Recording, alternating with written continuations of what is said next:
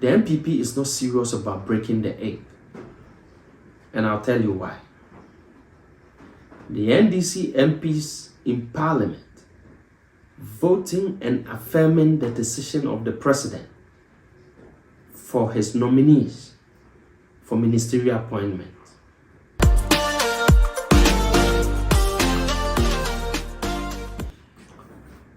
I don't think the NPP is serious about breaking the 8th. You see, they need to get off the fence. NPP needs to get off the fence. We are not in normal times. We have a hung parliament. It's balanced. You have 137 against 137. Let's forget about who is out and who is sick and all that. We have 137 against 137 with an independent candidate crossing over to your party who was already an NPP member. Something happened and he has crossed over. Let's say it's 138 to 137. You have a hung parliament. Unlike 2020, thereabout, where you had NPP having about 169 seats, with the NDC having about 106 seats, you had 160 orphan constituencies. But after 2020 elections, what happened? It became a hung parliament. So what do you do as a party? If you are saying that you want to break the 8th, what do? You start electing your parliamentary aspirants or candidates in these orphan constituencies. What are orphan constituencies? What do we mean by orphan constituencies? These are constituencies where your party doesn't have certain MPs. And you have 137 of them. And you are talking about breaking the 8th and retaining power and having majority in parliament. And you sit down. We have less than 2 years to go to the polls. And you still don't have representatives who are going to market themselves and win the seats for you. What are you talking about?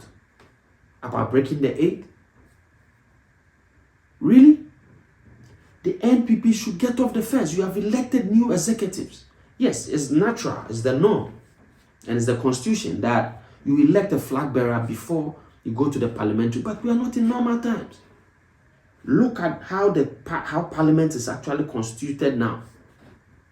And you are talking about breaking the 8th, and you have about 137 constituencies, and you are not serious about electing your parliamentary candidates. This is serious. The NPP leadership should get off the fence and wake up. If you really want to retain power, you need to wake up. See, it's seats like let's go to the Ashanti region and look at certain seats like New Edubiasi. You need to put parliamentary candidates there who can start working, getting out there and talking to the masses and advertising themselves, what they can do for the people. What are you doing? The NDC has opened nominations for their parliamentary aspirants. They are going to vote for they have started their flag bearership, vetting today. You need to get up and change the dynamics. The politics of today are changing. And you need to position yourself and align yourself to reap the gains out of that. Let's look at Ashanti seat, for example. Ashanti seat, with all the troubles around Muntaka and his chairman. Let's watch this video. Muntaka refusing to greet the chairman. You see, there's going to be a voter apathy in Ashanti. How do the NPP position itself, elect your candidate to fit in and reap the benefits out of this, quagmire Muntaka and his chairman find themselves? Let's watch this video and come back. We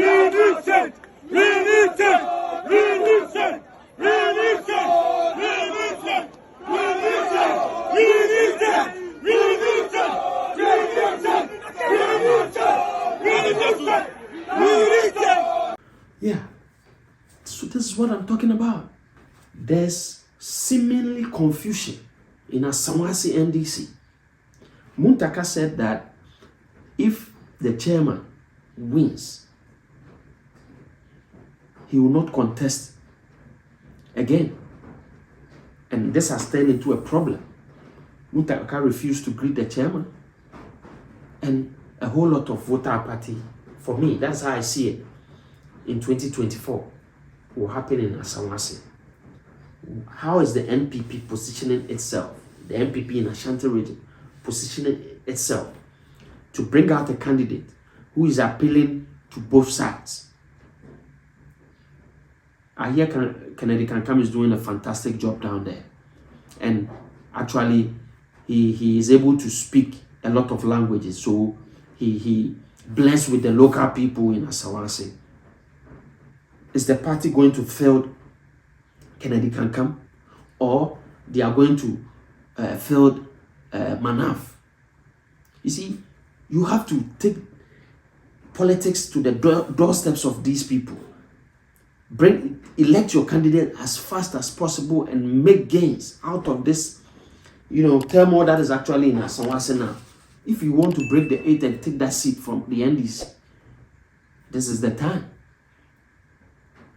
You need to get off the fence and make decisions that will inure to your benefit. Let's look at the Edra seat.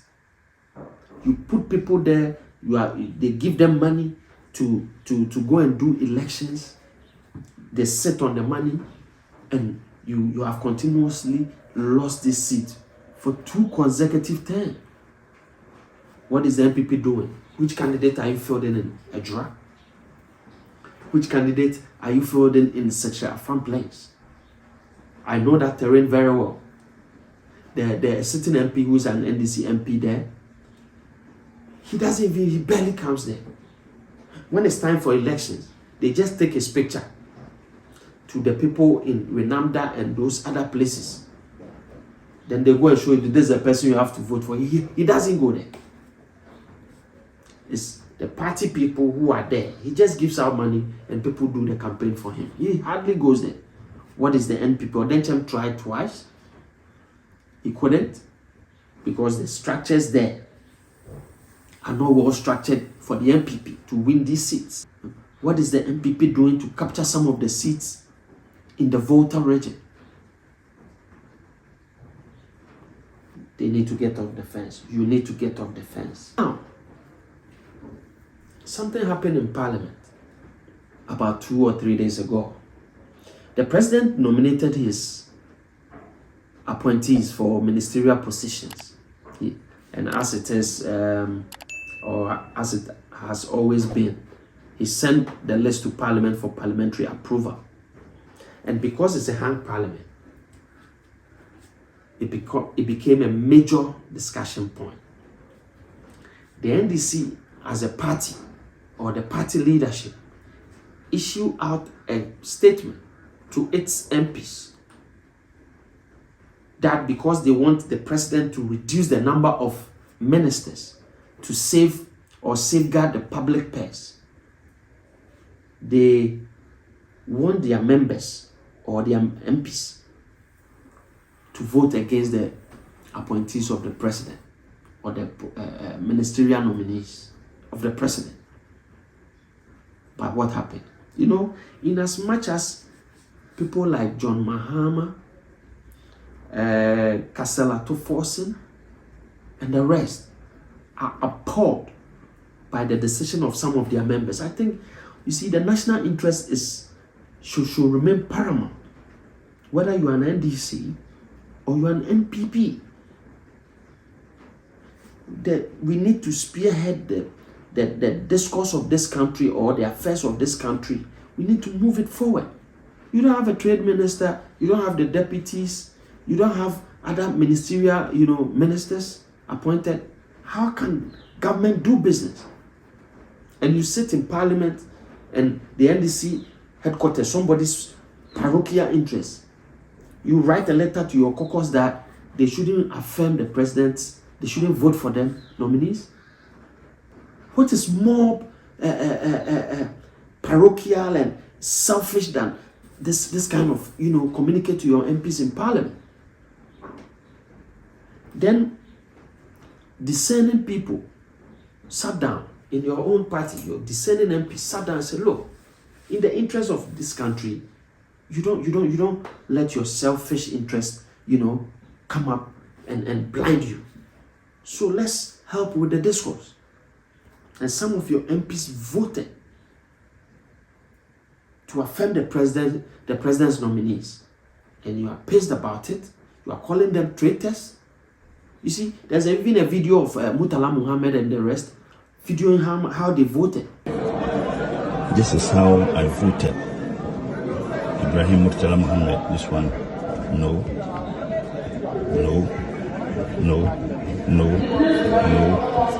all of them no. This is how I voted on record. You see, these are the people you voted into Parliament, and you expect them to do your bidding.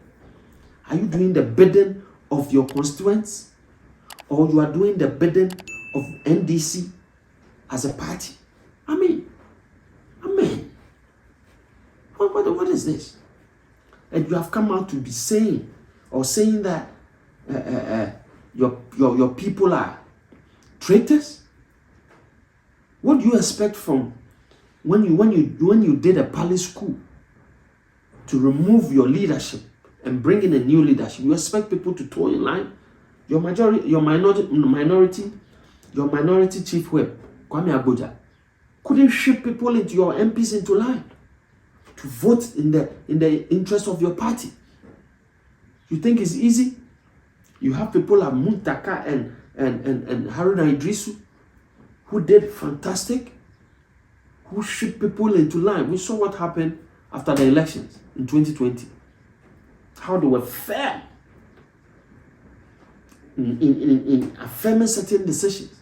You see, this is what happens when someone sitting at the headquarters of the NDC and decide that I want this to happen in Parliament. You don't do that. The party or the caucus in Parliament, the minority caucus in Parliament, is divided now. People will not come out and talk. Haruna Idrisu and the Muntaka and the rest, they will not come out and talk. But when it matters most, and you want to spearhead certain party decisions, you want them to toe in a certain line. No. They also have people who are aligned to their cause. They will sabotage your work. So this is what you do. This is what you do as the leadership of the NDC. You sit down and discuss issues. Oh, you have held this position for long. I feel that how it's going now, Parliament, the caucus in Parliament should sit down and agree who should lead them, and not sit in your headquarters and write a letter and choose people you want to lead the caucus in the minority caucus in Parliament. These are the kind of results you get. You want people to toe in line, you want to ship people into line. You will not get your answers. Because you sit at your party headquarters and write letters and appoint people who you think should lead your caucus in Parliament. The NDC should get off the fence.